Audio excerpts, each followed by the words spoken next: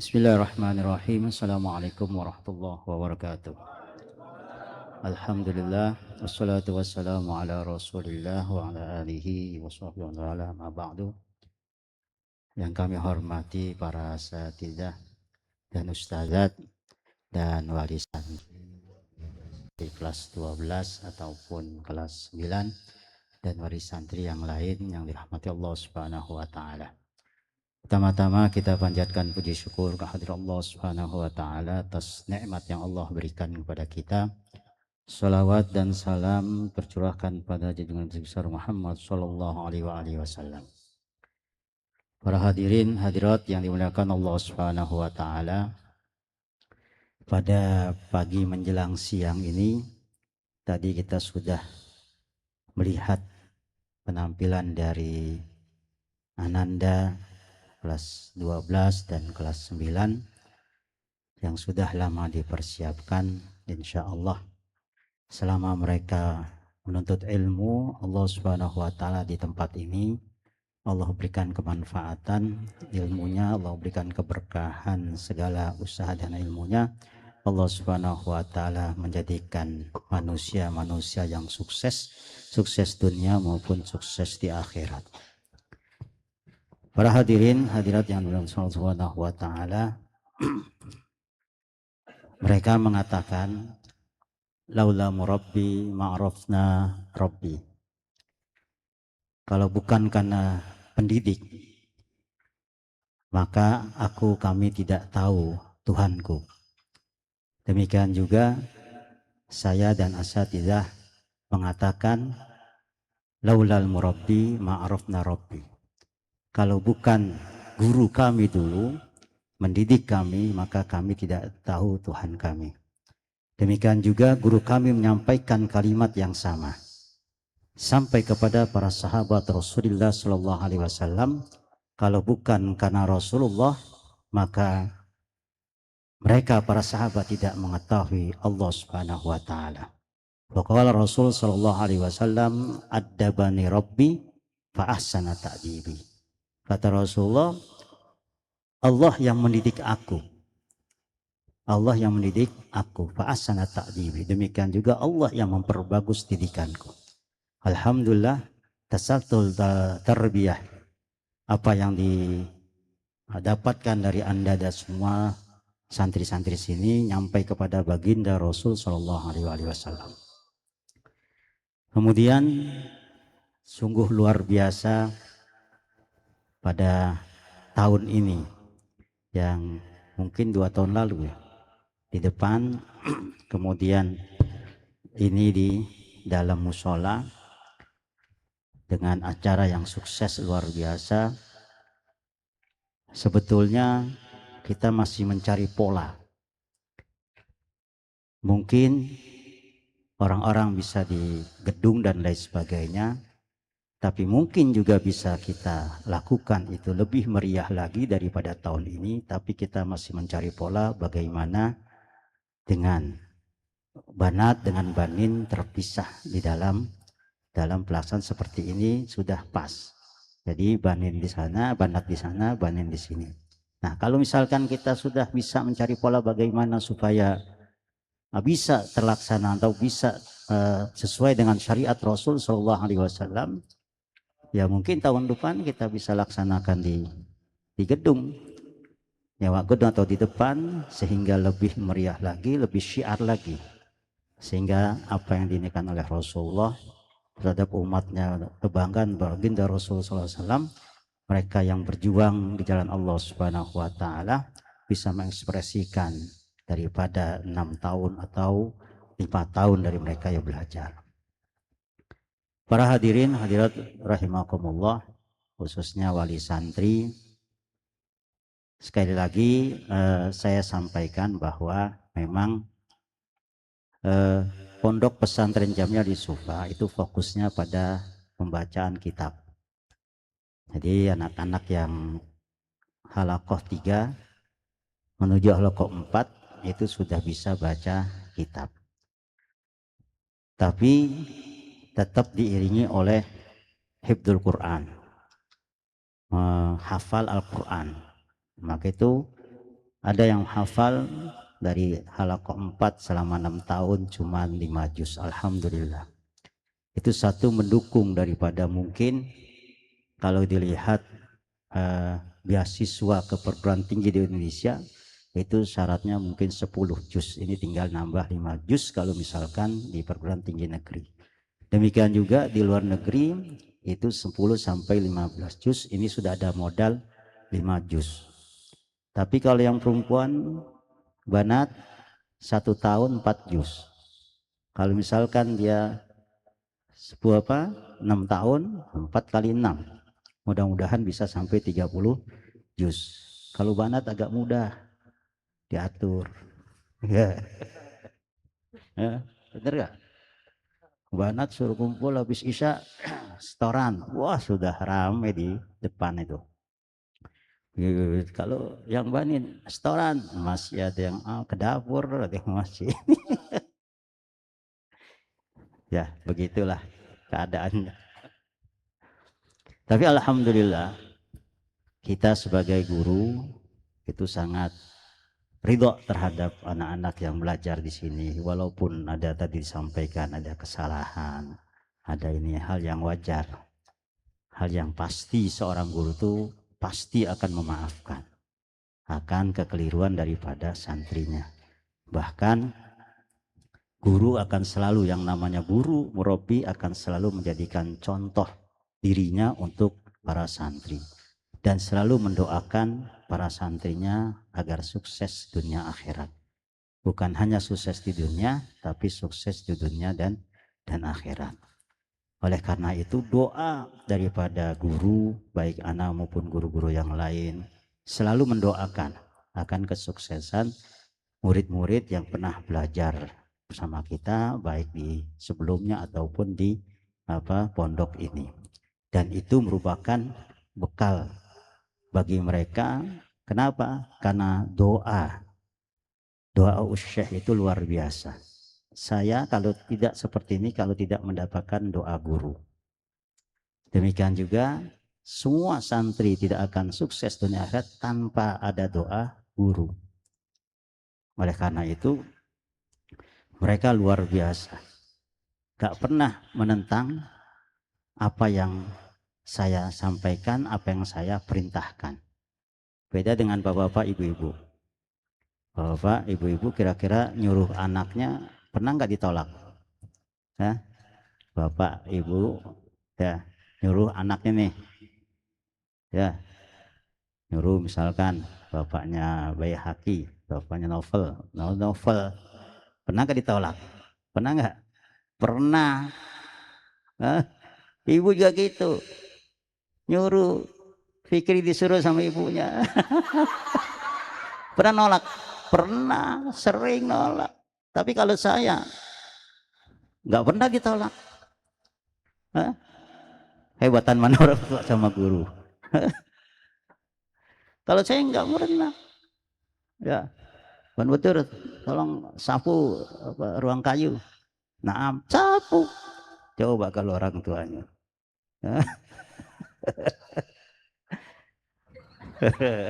Jawab protes. Apalagi lagi main HP.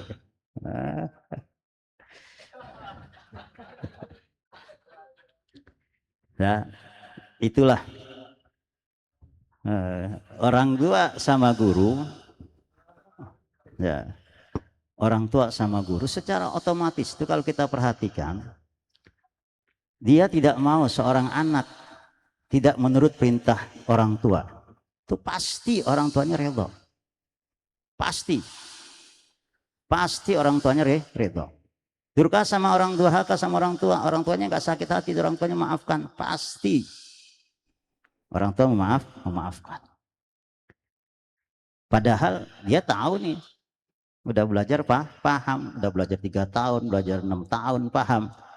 Orang tua perintah harus taat, tapi masih aja ada celah untuk menolak. Tapi kalau guru enggak.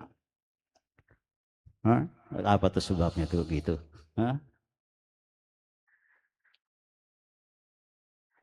Kalau guru memang dari zaman Rasul Shallallahu Alaihi Wasallam sampai kepada kita tidak ada Para sahabat tidak pernah menolak apa yang diinginkan oleh Rasulullah. Ya. Ceritanya Alqamah,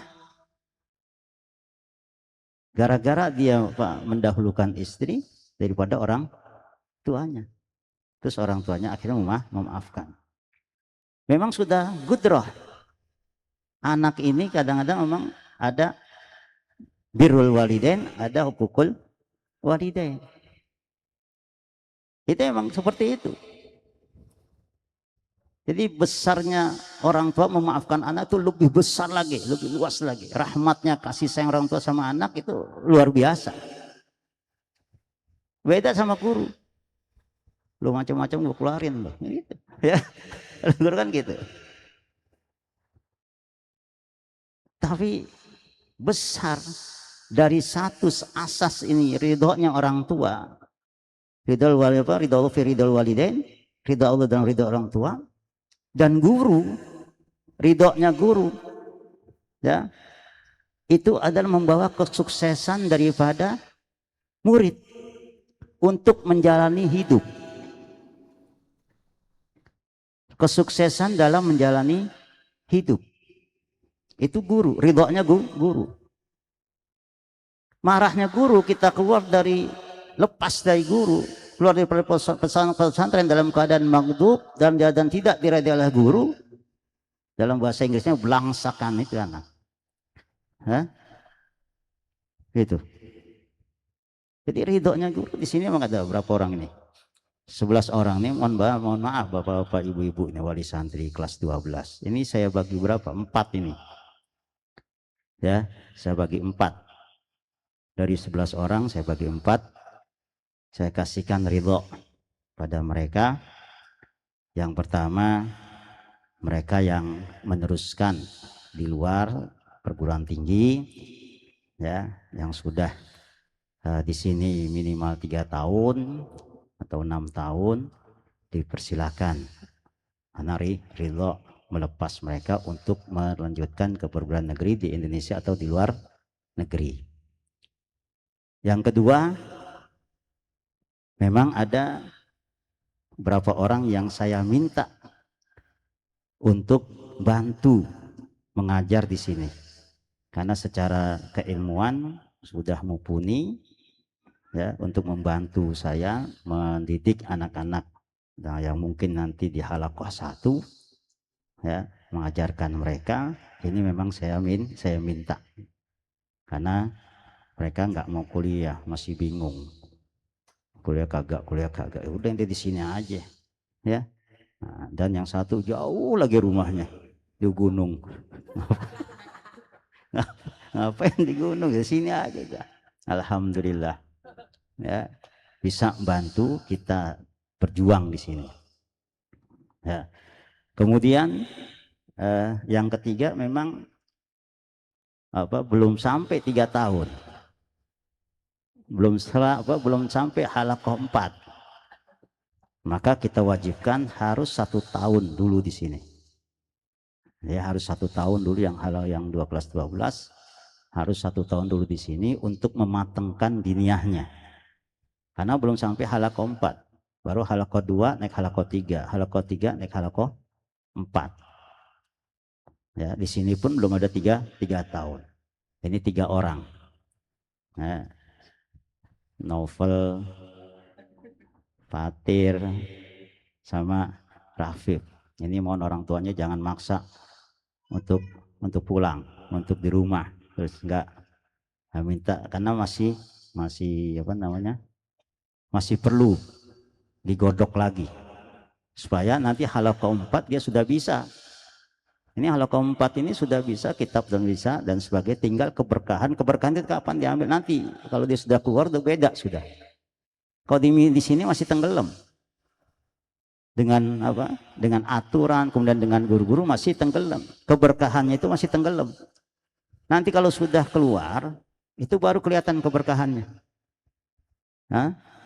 Khairun nas anfa'uhum linnas, ketahuan. Mana yang bermanfaat bagi orang lain, bagi masyarakat, ketahuan nanti. Nah, saya ingin nih anak-anak yang yang belum, yang baru 2 tahun, baru belum sampai 3 tahun, masih mentah, saya pengen sampai halaqah 4 dan dia matang. Dan kalau matang ini bibit-bibit, terus terang bibit-bibit penceramah, mereka ada bibit-bibitnya. Ya, bibit-bibit penceramah ini, dai, ini ada dalam diri mereka. Karena kita latihan setiap Sabtu sore ya. Nah, dulu Rebo sore, sekarang Sabtu sore karena kesibukan gurunya. Jadi dirubah jadi Sabtu sore. Latihan tamrin khitaubah. Nah, bibit-bibit ini yang mereka kalau halaqah 4 insya Allah tinggal dia menambel. Nanti di rumah juga misalkan yang kuliah harus tambah lagi itu ilmu. Belajar tempat lain. Hatta misalkan dia punya guru datang ke majelis ta'lim, dia punya guru belum bisa baca kitab, dia tetap belajar. Ya, supaya apa? Supaya tetap dikatakan toliban. Nah, yang misalkan nggak kuliah, ini mohon maaf ini, misalkan siapa ini apa? Patir. Ada orang tua yang patir? Nah, abangnya Patir, Fatih, apalagi itu. Ini potensi saya kalau bisa tahun ini, nanti setelah setahun kalau kita nggak kuliah apa? Saya pengen masukin ke tempat apa? Kalau bisa saranin ke yang ceramah itu Ibnu Sina ya. Hah? Iya, siapa yang tahu Ibnu Sina itu? Jadi Ibnu Sina, saya yang tahu ya. Ibnu Sina itu belajar untuk metodologi ceramah ini dan sebagainya. Jadi ilmu sudah ada di pondok, kitabnya sudah ada, terus mungkin setengah tahun kalau nggak salah itu. Mendidik bagaimana dia ceramah, kata bahasanya macam-macam. Sehingga bisa apa? Bisa dia dakwah dan bisa ngajar. Dai juga harus apa? Ngajar lekaran. Ini yang terpenting. Jangan ceramah-ceramah tapi apa? Beletotan. Ya. Ceramah tidak sesuai dengan apa? Dengan amalnya, jangan. Habib apa namanya? Syekhan Segaf Pasuruan. Kakeknya daripada Al Habib Taufik Segaf. Nah, dia mengatakan orang-orang sekarang zamannya dulu ilmunya nggak ada, berani ceramah sana, ceramah sini dan sebagainya. Wah, salah semua kebanyakan. Menyampaikannya hadis salah, menindak salah dan sebagainya. Kenapa? Karena ilmunya nggak ada. Nah, untuk menambah, ya, kasih tahu, untuk menambah keilmuan yang sudah halaqah 4 misalnya, kalian bisa baca kitab. Untuk menambah keberkahan, menambah ilmu ledunia, itu dengan lekar, dengan ngajar, dengan ceramah nggak nambah. Nah, ente misalkan nggak ngaji lagi, nggak belajar lagi, nggak ngajar misalkan lekar, misalkan nanti ceramah dai tapi nggak ngajar safinah aja atau apa lekaran, atau ente belajar sama guru lain di rumah dan sebagainya lekaran, nggak berkembang ilmu.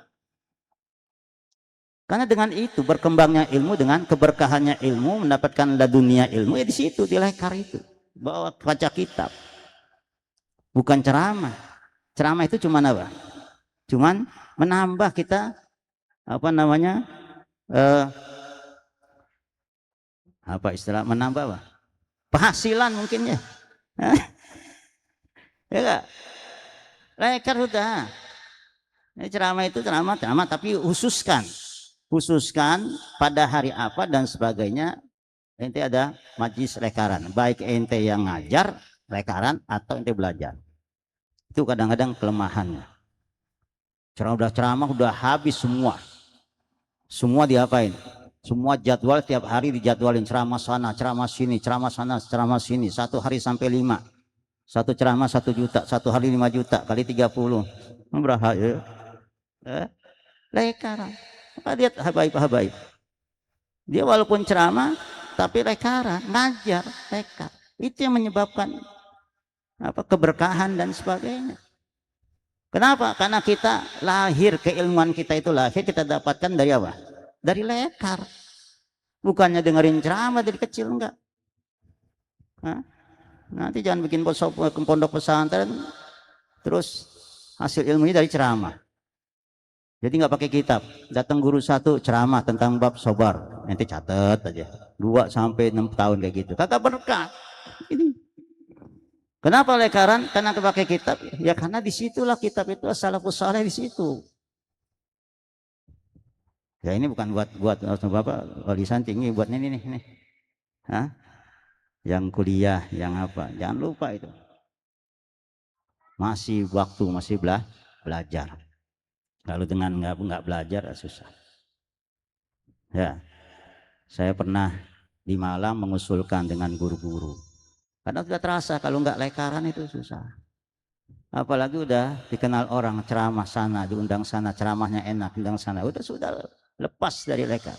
Saya bilang, oh ya coba guru-guru kita di Malang ini yang muda-muda, dulu masih muda saya, ayo kita ngaji sama Ustaz Soleh, ngaji. Ya ada yang setuju, ada yang enggak, ada yang pas jadwal ngaji, hari Senin malam Selasa kalau nggak salah itu waduh, ada ceramah ngisi ceramah, waduh ada ceramah, aduh ceramah, ya halas sudah. Akhirnya mementing yuqaddim ceramah daripada ngaji. Ngaji dapat pahala, dapat duit. Pahala, ceramah dapat pahala apa duit? Dua-duanya. Ya dapat ceramah, dapat pahala, dapat duit. Yuqaddim tuh. Nah, makanya itu supaya kalian ini matang, ya. Jangan tunggu dalam hati, wah gini anak nggak boleh keluar. Anak sayang sama ente. Pengen lihat ente setahun lagi di sini. Ya, ya Beb. Ya, anak minta keikhlasan orang tuanya ini. Supaya apa? Supaya betul-betul anak dalam hati ini anak betul yang tadi sebutin betul. Ini di Pak Atir ini potensi untuk ceramah itu potensi. Anak pengen biar misalkan di sini dimatengin ilmunya, nanti ya kuliah yang bilang itu katanya Ibnu Sina apa itu insya Allah ya keilmuan dulu. Nah, masih ada waktu. Ini nasihat buat kalian ya. Pertama, niat ya, niat betul. Udah selesai yang kuliah ini, yang ini niat apa? Niat betul menyebarkan ilmu tadi yang Anda sudah sampaikan ya. Lekar udah nggak apa-apa. Katanya guru Anas Abdullah Abdun, Ustadz, Ana ada orang datang, santri alumni. Ana udah buka majlis tapi cuman 2-5 orang yang hadir. Ana bilang, kata Ustadz Abdullah, hatanus, waktu setengah manusia datang belajar mente, ajarin. Saking apa? Saking setelah dari pondok bermanfaatkan ilmu ente. Walaupun ngajar usiku, nggak apa-apa, manfaatin ilmu ente. Itu yang pertama, nasrul niat betul. Ya, yang kedua, yang terpenting juga ihtimam al-qad. Ya. Perhatikan waktu, hubungan kita sama Allah dan hubungan kepada manusia. Sholat subuh itu pintu keberkahan. Baik. Sholat subuh di waktunya itu pintu keberkahan. Di waktunya. Sholat subuh jam 6:30. Sholat subuh itu pintu keberkahan, apalagi berjamaah, udah dijamin sama Allah, dizimati dalam naungan Allah. Siapa yang sholat subuh berjamaah? Ini para bapak sholat subuh berjamaah di masjid, di musola, itu dijamin sama Allah, dizimatillah. Ini juga ya masih muda, kalau misalkan kuliah apa sebagainya, perhatikan itu, ihtimam al-qad, perhatikan waktunya. Kalau malam ya tidurnya jam 1, bangun jam 6:30, sudah hidupannya belangsakan udah. Rizkinya berapa, rizkinya belangsakan, rizkinya nggak benar, ini macam-macam dah. Ya tadi disampaikan kita waktu malam tasaharna bilail murojaah, nggak disebutin gahwa gitu, nggak disebutin tadi. Berkumpul malam ya murojaah. Murojaah cuma berapa orang, waktu lihat di CCTV kadang-kadang kita ngandusin jam 12 masih ada yang belajar di sini. Ya, berapa orang? Ya murojaah. Ada yang gahwa. Ya. Ya, istimewa waktu. Pokoknya intinya jangan sampai ini, karena selalu berpesan subuh itu penting. Itu pintu keberkahan. Kalau nanti sholat subuhnya udah habis subuh, hilang keberkahan. Nah, mau ngapain kalau udah sholat subuh jam 6:30 ayo? Usolli fardhu subuhi wa duha. Nah, iya. Kita kan coba kita misalkan contoh, kan dibolehin itu. Kodok som di hari Senin kita niat kodok dan puasa sunnah Senin kan boleh. Ya kan? Nah ini juga kalau misalkan sholat subuh jam 6:30, yusolli fardhu subhi wa sunnat duha.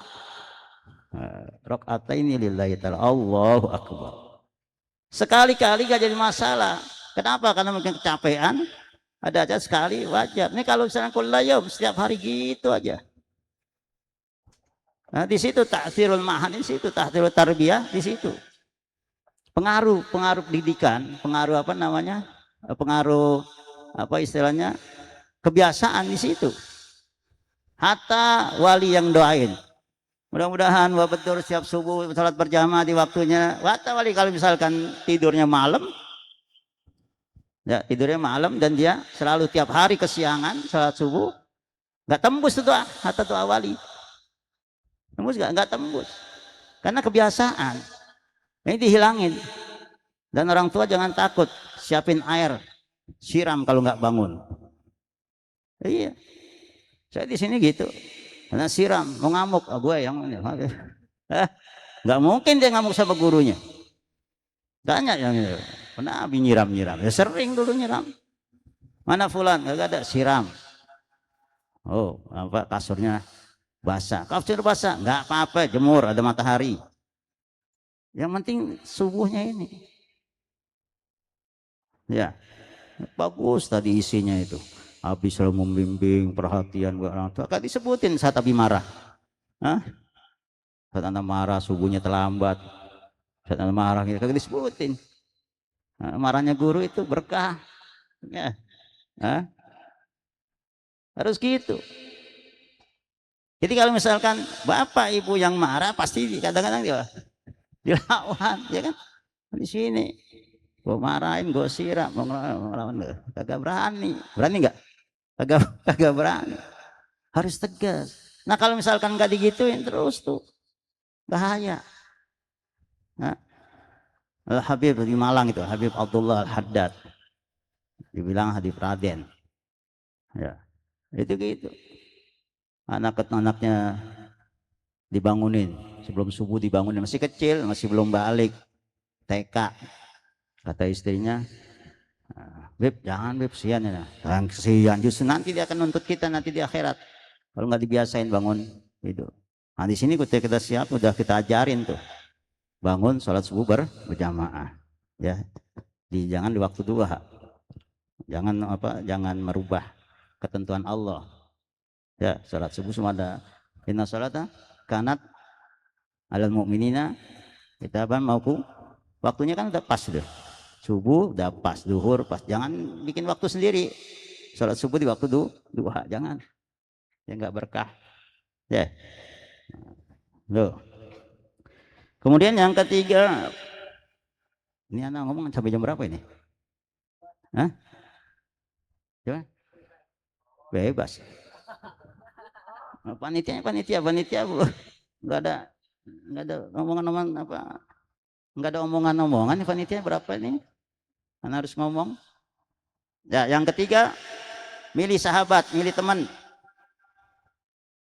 Ya, pilih teman. Kama qala Syekh Abdurrahman Abdun, waqtar minal ashabi kullamur. Nah, innal qarina bil qarini. Oh, kan diajarkan sama beliau. Halaqah 1 dan halaqah 2. Pilih teman yang benar. Teman jangan mengajak yang enggak benar. Pilih ngajak yang benar. Nah, kita pun walaupun sudah ngajar, sudah kayak gini juga harus milih teman yang benar.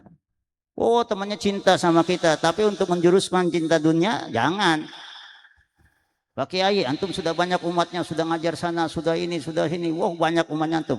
Jadi anggota DPR, jadi kiai pokoknya. Gajinya sekiannya. Ah, masa? Jadi aneh yang tanggung.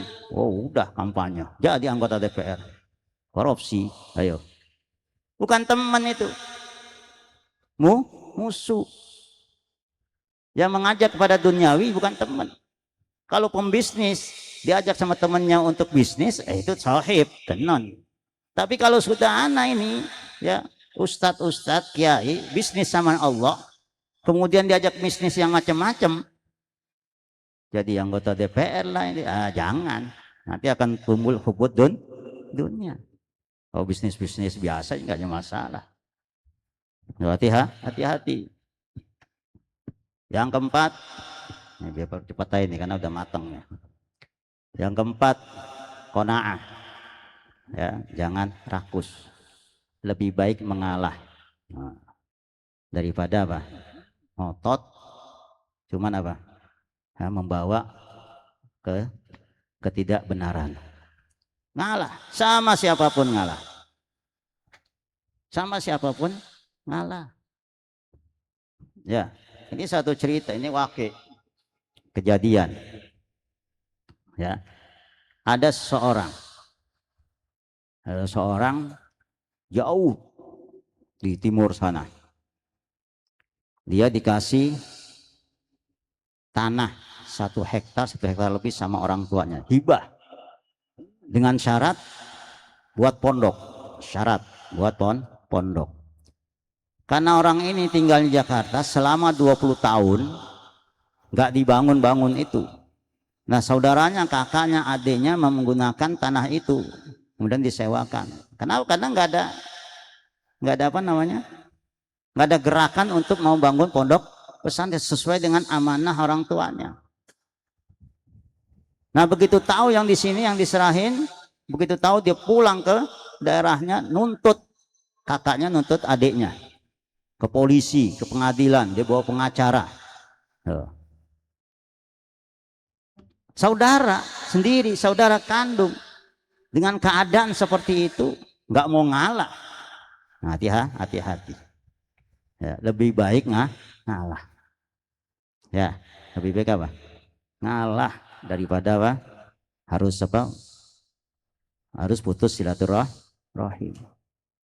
Misalkan dapat warisan banyak, misalnya dapat warisan banyak, ente dapat 2M. Amin apa? Nah, ya Allah. Dapat 2M misalnya. Yang perempuan dapat 1M. Laki dapat 2M. Yang perempuan ngotot apa macam-macam supaya rata. Ya ngalah. Ngalahnya gimana? Gak apa-apa, kita bagi sesuai dengan faraid dulu. Dulu anak belajar sama Ustaz Abdurrahman Hafidz, faraid harus gini. Nanti setelah itu ente ikhlas ngasihkan ke dia 500 juta, nggak ada masalah. Ngalah. Hah? Daripada apa? Daripada nanti putus hubungan. Orang ente juga sudah kaya. Amin. Lambat. Ya. Tuh. Intinya jangan sampai putus hubungan. Kemudian juga jangan sampai ada rasa sombong. Nanti lebih pintar, kita lebih pintar, jangan. Ya. Anak duduk di sini bukan sombong, lebih tinggi daripada yang semua, enggak, karena disuruh panitia bawa kursi. Ya. Terpaksa. Ya, bukannya sombong, bukan. Karena terpaksa, minta maaf ya. Ya. Jangan sombong, harus tawadhu. Yang kelima, nailul najah, raih itu kesuksesan. Dengan apa? Fisabilil hak, di jalan yang benar. Jangan jalan yang bengkok, jangan diikuti.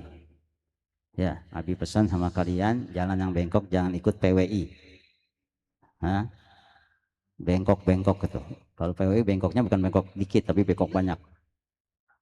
Ya, jangan. Jangan gara-gara ilmu yang sedikit Allah berikan, kemudian kita menafi yang sudah mutawatir. Kan sudah belajar mustalah.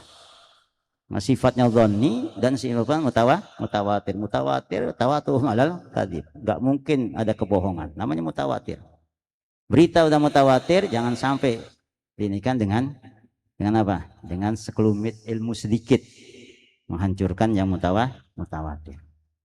Itu yang harus kita pahami. Demikian juga ya kita doain pondok ini, doakan semuanya, didoakan pondok ini jangan sampai khususnya anak, umi dan sebagainya ya, dan sampai keluar dari toriko ba'alawi, dan sampai toriko sahihah, jangan keluar dari toriko sahihah. Didoain ya, kita juga mendoakan kalian, jadi saling mendoakan, bukan hanya doa yang mustajab, nanti juga mendoakan guru mustajab, dan selalu istiqomah ya, doain kita ini selalu istiqomah. Kadang-kadang nggak istiqomah ya, kesel sama santri, ah males sudah ngajar santri gini-gini. Enggak, ada satu guru, subhanallah, di Malang, di Darut Tauhid, guru senior ya, pada suatu saat datang mau ngajar di kelas, muridnya cuman 2, padahal banyak, ada 30 yang datang cuman 2. Ini kesel ya, kesel, balik pulang ya, sampai tengah jalan suruh balik lagi yang nganter. Ada setan katanya, setan ini nana ini, balik lagi, akhirnya ngajar. Doain, yang mana kesel kemudian nggak ngajar-ngajar kan rugi anak ya. Doain supaya nggak ada keselnya. Marah boleh, marah untuk kebaikan, bukan marah untuk benci ya. Diperhatikan, bukan kalian juga gitu, bukan marah untuk benci tapi marah untuk kebaikan. Kalau nggak disiplin anak marah, itu marah untuk kebaikan ya, bukan marah benci. Kalau marah benci itu sifat orang kafir, itu marah benci. Al mukmin sari'ul ghadab wa sari'ul fa. Orang mukmin itu ya cepat marah dia, dan cepat juga sadar, dan marahnya berarah pada kebaikan, bukan pada kebencian ya. Oleh karena itu sekarang anak ini kan, apa yang kaliannya ridho, semua kita ridho, anak, umi dan semuanya kita ridho apa yang kalian tuntut di sini, ilmunya dan sebagainya, dan kesalahan-kesalahan yang masa lalu ya jangan dipikirkan ya, biarkan masa lalu berlalu, yang penting kita sekarang meraih masa depan ya. Yang melanggar apa semuanya sudah dimaafkan, yang melanggar lewat lorong got dimaafin, yang melanggar naik apa namanya pagar tembok dimaafin, yang melanggar dimaafin ya, yang motornya tabrakan dimaafin ya, yang nggak hafal dimaafin ya. Jadi alhamdulillah ini kelas 9 nggak ada yang nerusin di luar, jadi nerusin di sini semua alhamdulillah. Jadi insya Allah terjaga. Kalau di luar di SMA nanti ketemu Wati, ketemu Fulana, ketemu ini ya bahaya. Alhamdulillah di sini. Berapa orang itu? 6 orang. Alhamdulillah. Insya Allah berkah sampai nanti kelas apa? Kelas 12 sudah bisa baca kitab, sudah hafal di Nahwadi sampai juz berapa? Hah? Juz 3. Oh, juz 3. Halaqah berapa? Halaqah tsani. Harusnya halaqah tsani juz 1. Ini juz 3. Tinggal praktek baca kitabnya. Terus hafal Quran berapa juz? Hah? Berapa? Juz sama hafal? Belum. Juz sama sudah hafal berapa? Hah? Itu berapa juz? Bang Syafiq? Hah? 30 juz hafal. Tapi kalau juz apa? Juz 30 apa? 30? Oh, bahasa Arab. Dari kanan, juz 30. Kalau bahasa Indonesia kan dari kiri, 30 juz. Dia dari bahasa Arab dari kanan. Jadi juz 30. Ada yang udah 2 juz? Belum? Ini yang mewakili juz apa? 30. Terus sama surat-surat 6, 5. Udah. belum semua. Ya itu para hadirin hadirat, mohon maaf selama khususnya yang akan kuliah di luar, ya minta maaf kalau ada didikan yang mungkin kurang berkenan, mungkin apa namanya nyakitin hati dan sebagainya. Saya sebagai pimpinan mewakili daripada guru-guru mohon maaf yang sebesar-besarnya. Dulu antum semua wali santri menyerahkan putra putrinya dalam keadaan utuh, ini alhamdulillah kita serahkan juga dalam keadaan utuh. Nanti dicek buktinya, dicek ya, insya Allah dalam keadaan utuh. Ya mohon maaf yang sebesar-besarnya. Waalaikumsalam warahmatullahi wabarakatuh.